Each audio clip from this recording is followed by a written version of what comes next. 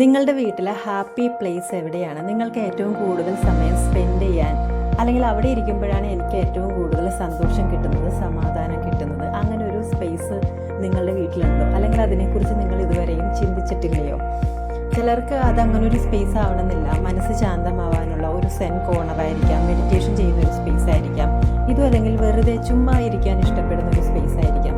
ഈ തിരക്ക് പിടിച്ച ജീവിതത്തിനിടയിൽ നമ്മൾ കുറച്ച് നേരം ഒന്ന് ശാന്തമായിട്ടിരിക്കുന്നത് നമ്മളുടെ മനസ്സ് കാമായിട്ടിരിക്കാനും നമുക്ക് ലൈഫിൽ കൺഫ്യൂഷൻസിന് പകരം ക്ലാരിറ്റിയും ഡയറക്ഷനും കിട്ടാനും ഇത്തരത്തിൽ നമ്മൾ ശാന്തമായിട്ടിരിക്കുന്നത് നല്ലതാണ്.